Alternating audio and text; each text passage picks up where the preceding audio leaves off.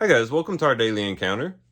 In Psalm 27, David is clearly dealing with a situation in which enemies were rising up against him.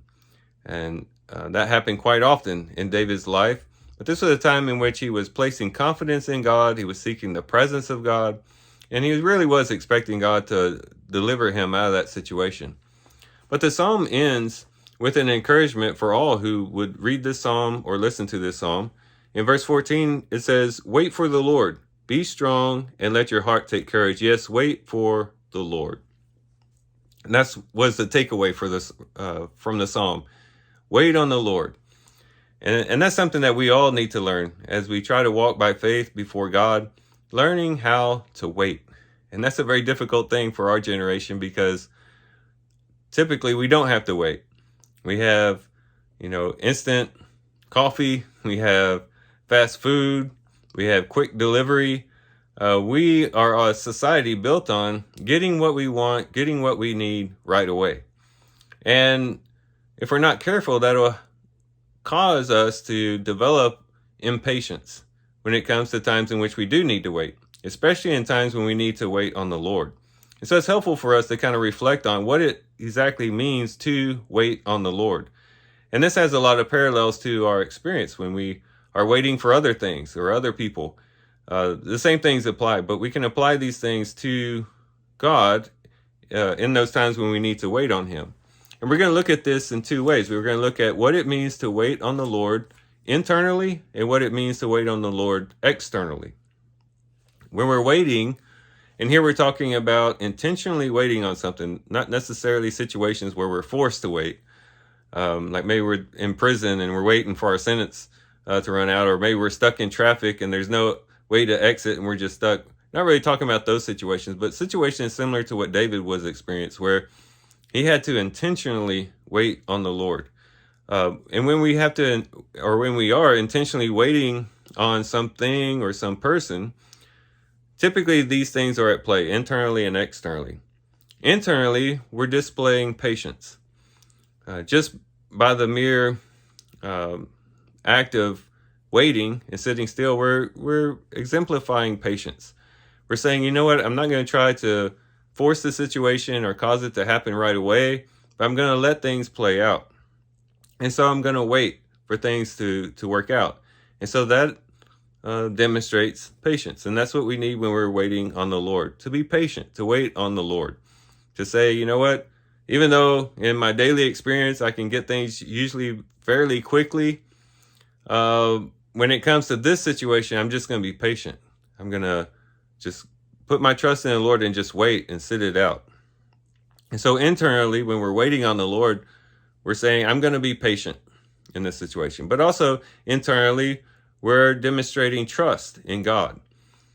In the English translations, usually the root word for, or the original word for waiting can be used interchangeably with trusting. So it shows how closely related those two ideas are. When we're waiting, we're also trusting. When we're waiting on the Lord, we're trusting in the Lord.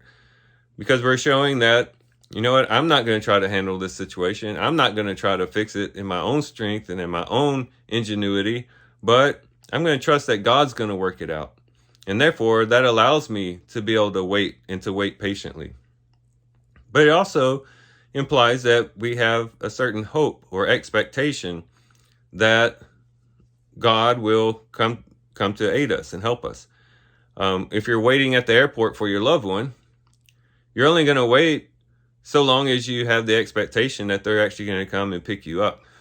If you know that their car is broke down, or you know that they're at work and they're not able to get away, you know they're not going to be able to pick you up, and you have no expectation of them actually arriving, you're probably going to find another means to get home.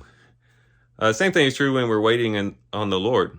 The mere act of waiting on the Lord shows that we actually expect Him to do something. We actually place our hope in Him and not in ourselves or in other people or other situations, but we're ultimately putting our hope and expectation in Him to come and help us in the situation. So these three things are at play internally as we're waiting on the Lord. We're being patient, we're trusting Him, and we're also placing our hope or our expectation in Him. But then externally, it also has some expression externally when we're waiting. And this is basically expressed in basically two ways. One, it's in doing nothing. Sometimes when we wait, we're not doing anything. You could think about when you're waiting for the red light to turn green, you're just sitting there waiting, not doing anything, because you're waiting for the light to turn green, so then you can go. And sometimes waiting does require that. It means to sit still and wait patiently. And sometimes when we're waiting on the Lord, we need to do that. It might be sometimes if we try to act out of our own strength or our own ability or our own intellect, we'll really mess things up. And sometimes we just need to sit still and realize that, there's nothing we can really do at this particular point in time, and we just need to wait and wait on the Lord. So sometimes it implies just doing nothing, but oftentimes it means, yes, moving forward in this situation. It means actually doing things, but all the while letting things work out or play out in their own time. Kind of like when you're waiting in line for lunch, or you're waiting in line for a ride at an amusement park or something like that. You're waiting in line, but you're moving forward in the line as the line moves. And so you're being patient. You're waiting in the sense that you're not jumping ahead of the person in front of you. You're not running to the front of the line. You're waiting your turn. You're still moving forward, but again, you're doing it waiting. And the same thing can be true spiritually when we're waiting on the Lord. We might be active. We might be doing things. We may be taking steps to resolve the situation. We might be still moving ahead, but we're not moving ahead of the Lord.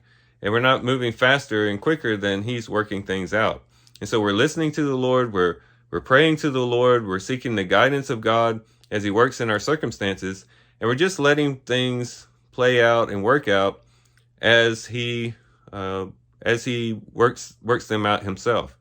And we're waiting patiently on Him every step of the way, slowly moving forward, but ultimately, again, putting our trust in Him.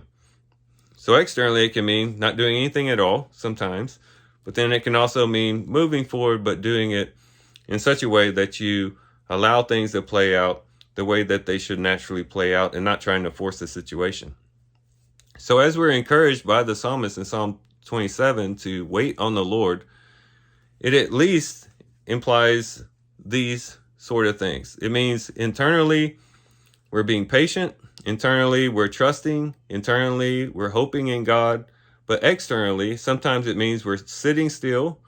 And then sometimes it means that we're moving forward, but doing things in their own time and letting things play out the way that they should.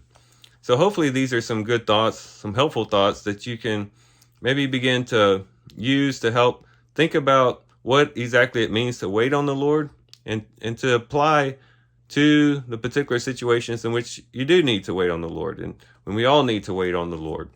And hopefully this has been helpful to you. And with that, guys, I do thank you for watching the video today. Hope you guys have a great day. Love you guys. God bless.